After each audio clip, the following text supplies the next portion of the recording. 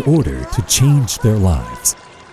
People have created splendid history and culture, and the ever-running, the Grand Canal has come into being.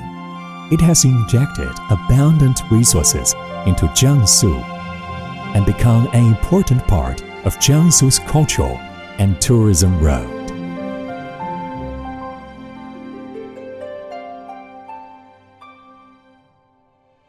The prosperity of Jiangnan has contributed to the unique charm of Huaiyang cuisine, where there are also a variety of local snacks. Taking a sightseeing boat to appreciate the cultural charm of the Grand Canal, you can have a panoramic view of the Jiangnan.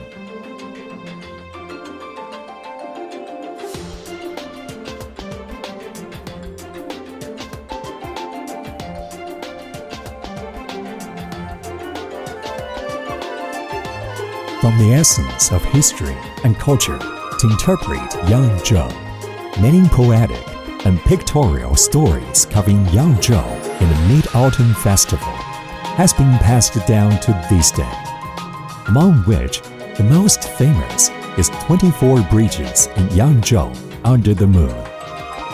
And the scene of all stars gathering around the moon reflects the beautiful bath of the city. Its unique natural and cultural environment has fostered unique characteristics of Yangzhou cuisine. Wensi tofu has become one of the famous dishes in Jianghuai area.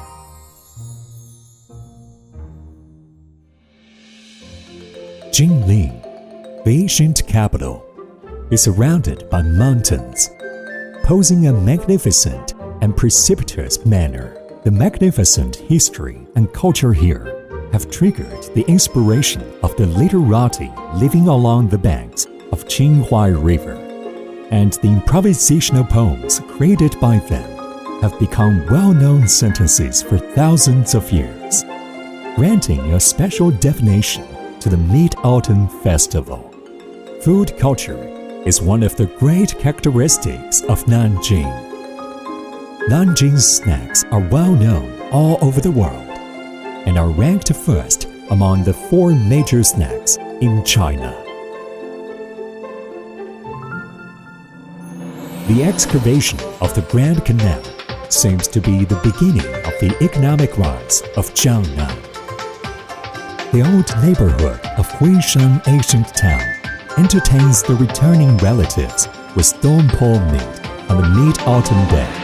The family affection, the blood is thicker than water, is naturally revealed inadvertently.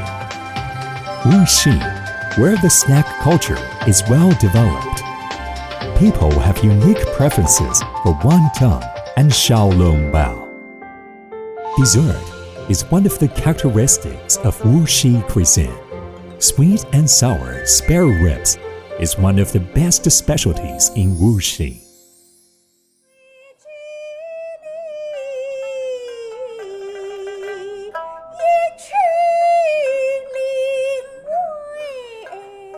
You cannot mention the beauty of the landscape without mentioning Suzhou. The marvelous spectacle of 9 moons being connected by the stone lake is a definition given to the city by the Mid-Autumn Festival. It has become the essence of folk customs and inherited the power of order. Suzhou enjoys rich local food and products, and there are various kinds of Suzhou-style snacks with local characteristics, reflecting the local quality of life and regional characteristics. In Mid-Autumn Festival, when family gets together, it is of course of special significance to enjoy the moon and taste delicious food, which is not only an appropriate time for relatives to exchange feelings, but also an important embodiment of Chinese folk customs. Mooncake seems to be an indispensable part of this festival, and it also represents people's desire for perfection. 1,000 years ago, Su Dongpo left this obsession in his poems with this cordial emotion. In the cultural heritage, people's delicacies are all made for this expectation, which is the greatest charm of the Mid-Autumn Festival. The land of Yangtze, Huaihe River, welcomes guests from all walks of life. Whether it is the beautiful scenery of the slender West Lake, the scenery of the former residence of Qinghua, or the Nanchang Street with romantic stories. The garden art of Suzhou is the most classic and true portrayal of Wu culture.